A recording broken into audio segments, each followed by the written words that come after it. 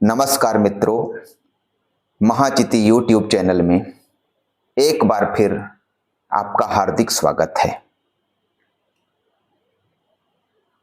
महाचिति मुख्य रूप से मनुष्य के शायद सबसे बड़े आविष्कार, जिसे हम वाक अथवा भाषा कहते हैं, के विश्लेषण से संबंधित एक आभासी मंच है। यह बहुत ही आश्वस्त की बात है कि इस आभासी मंच का परिवार दिनानुदिन बढ़ते जा रहा है। शायद भाषा को एक सामाजिक विमर्श के रूप में उपस्थित करने का मेरा यह तुच्छ प्रयास किसी हद तक सफल हो रहा है। आपसे आग्रह है कि इसी प्रकार स्नेह, सौहार्द और रचनात्मक सक्रियतापूर्ण सहयोग के जरिए इस चैनल को प्रसारित करने में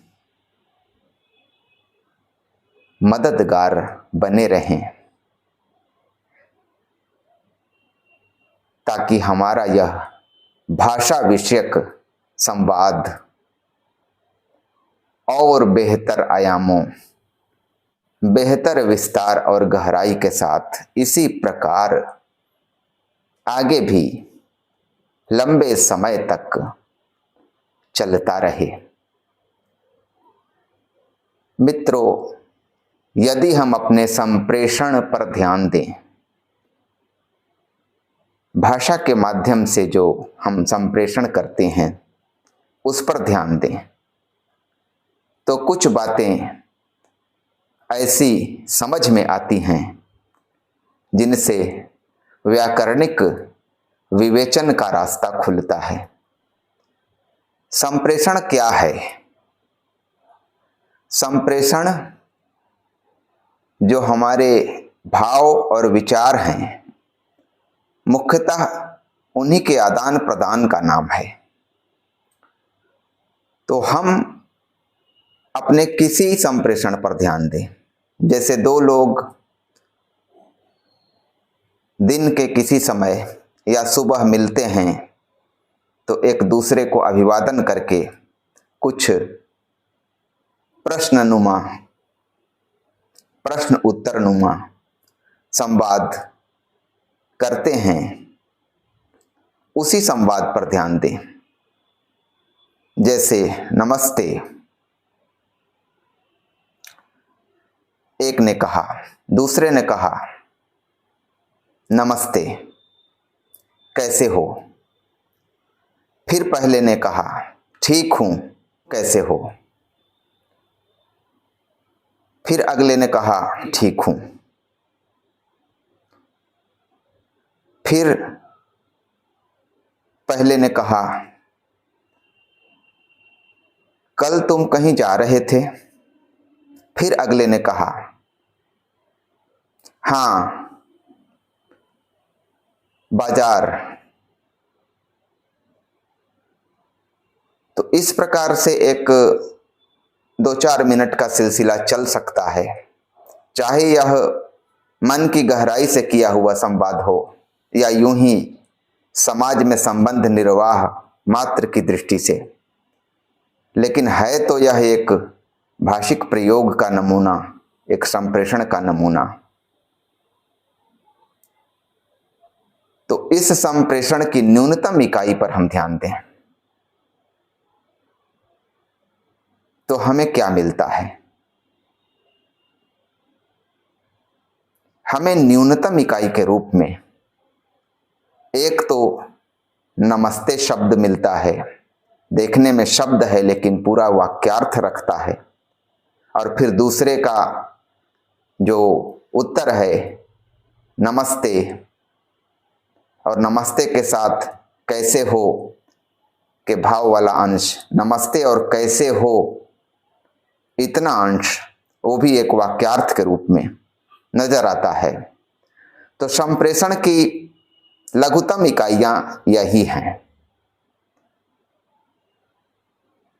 ध्यान दीजिए, संप्रेषण के लघुतम यूनिट की बात हो रही है, सार्थक न्यूनतम इकाई की नहीं। सार्थक न्यूनतम इकाई तो आमतौर पर शब्द को कहा जाता है, जैसे कैसे हो, या हम उससे भी नीचे उतरते हैं तो आधुनिक भाषा विज्ञान की संकल्पना मॉर्फ, जिसे हिंदी में रूप अनुवाद करके प्रचलित किया गया है, हालांकि यह अनुवाद विवादित है। मॉर्फ, उस पर यहां चर्चा नहीं हो रही है। संप्रेषण की लघुतम इकाई पहले इस संवाद के प्रारंभिक हिस्से में एक तो नमस्ते है और दूसरा है नमस्ते कैसे हो। अब सवाल ये उठता है कि क्या नमस्ते या नमस्ते कैसे हो, ये जो प्रारंभिक दो संप्रेषण इकाइयां हैं, इनकी व्याकरणिक स्थिति क्या है। अब तक बहुत सारे लोगों ने स्कूली या महाविद्यालयीय विश्वविद्यालयीय शिक्षा के दौरान पढ़ा होगा और उसी के अनुसार महसूस किया होगा कि वाक्य पदों का जोड़ होता है जिससे एक निश्चित संप्रेषण होता है, कुछ इस रूप में। लेकिन संप्रेषण तो यहाँ नमस्ते से ही हो जा रहा है। देखने में तो नमस्ते बस एक शब्द या एक पद जैसा है, लेकिन असलियत यह है कि नमस्ते अपना एक पूरा वाक्यार्थ संदर्भ लेकर उपस्थित है।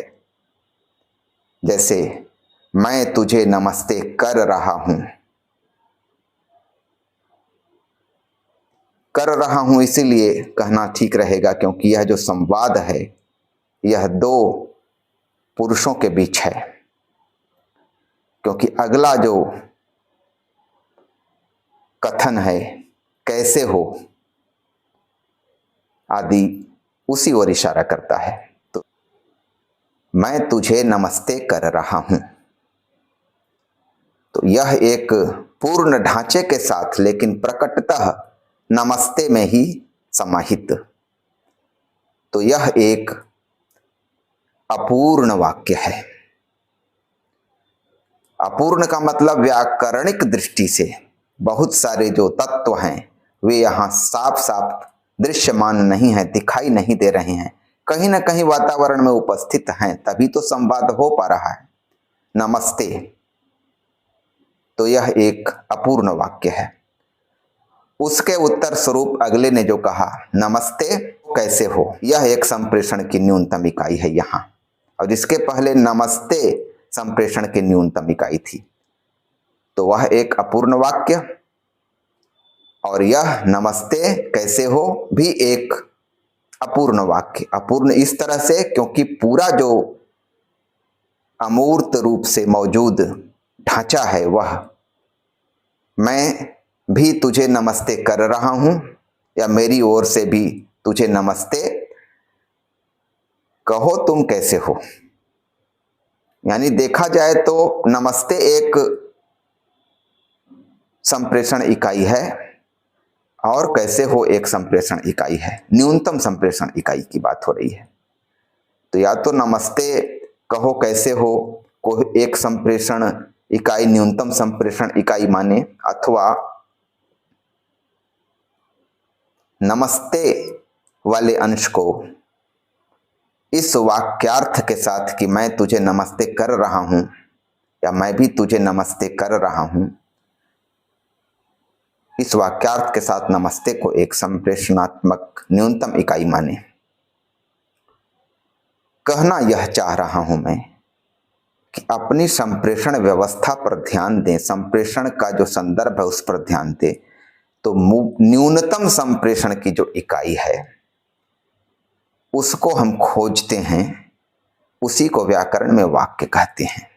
और यह जो वाक्य है, यहाँ तो अभी जो दोनों उदाहरण हैं इनमें अपूर्ण रूप में प्रकट हैं। पहला वाक्य है नमस्ते, पहले वक्ता का, वह तो पूरा बहुत ज्यादा अपूर्ण है, लेकिन दूसरा जो है नमस्ते कहो कैसे हो, यह उसकी तुलना में थोड़ा सा पूर्ण है। यदि इस तरह से शुरू होता, मैं तुझे नमस्ते कर रहा हूं, तो यही पूर्ण स्वरूप था। कर्ता और एक क्रियापद अथवा कारक और एक क्रियापद का जो न्यूनतम ढांचा होता है वही वाक्य की न्यूनतम पूर्ण स्थिति है। और यहां वैसी स्थिति है नहीं, है तो वाक्य नमस्ते लेकिन अपूर्ण। नमस्ते कैसे हो भी एक अपूर्ण। भाषा में हमारा संप्रेषण अक्सर अपूर्ण वाक्यों से ही चलता है। तो वाक्य को हमने इस तरह से परिभाषित करने का प्रयास किया कि संप्रेषण व्यवस्था की न्यूनतम इकाई या न्यूनतम संप्रेषणात्मक भाषिक इकाई को वाक्य कहते हैं। और अब तक जो हमारी समझी हुई परिभाषा थी व्याकरण शिक्षा के प्रचलित परंपरागत प्रारूप के तहत कि वाक्य पदों का समुच्चय होता ही होता है, वाक्य पदों का जोड़ होता ही होता है, वह संशोधनीय है। क्योंकि भाषा में अपूर्ण वाक्यों की सत्ता से भी इनकार नहीं किया जा सकता। और इनकार करना क्या, हमारे संप्रेषण में सबसे अधिक अपूर्ण वाक्यों का ही शायद प्रयोग होता है। तो भाषा की न्यूनतम संप्रेषणात्मक इकाई को वाक्य कहते हैं, यह तो स्पष्ट हुआ, ठीक है।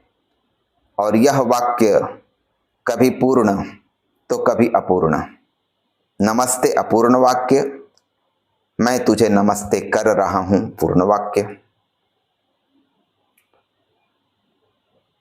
तो जो परिभाषा दी जा रही है कि पदों के समूह से वाक्य की रचना होती है, वह परिभाषा तो पूर्ण वाक्यों के संदर्भ में ही घटित होने वाली बात है। और 14वीं शताब्दी के दिग्गज काव्य शास्त्री विश्वनाथ कविराज के साहित्य दर्पण के द्वितीय परिच्छेद में वाक्यम स्यात् योग्यता आकांक्षा सत्ति युक्त पदोच्चयः, वाक्य योग्यता आकांक्षा और आसक्ति से युक्त पदों के समूह को कहते हैं। उसका रहस्य क्या है? क्या विश्वनाथ ने कुछ गलत कहा, अधूरा कहा, संदिग्ध कहा, और जो मान्यताएं हमारी रही हैं परंपरागत उनके अनुकूल तो कहा ही, तो जब वे मान्यताएं गड़बड़ हैं, संशोधनीय हैं, तो विश्वनाथ का यह मत की वाक्य पद समूह है क्यों संशोधनीय नहीं हो? तो इन्हीं कुछ प्रश्नों पर हम अगले वीडियो में विचार करेंगे। आज का वीडियो यहीं तक। उम्मीद है कि जल्द इस विषय को आगे बढ़ाते हुए एक और वीडियो लेकर मैं आपके सामने आऊंगा। तब तक के लिए नमस्कार।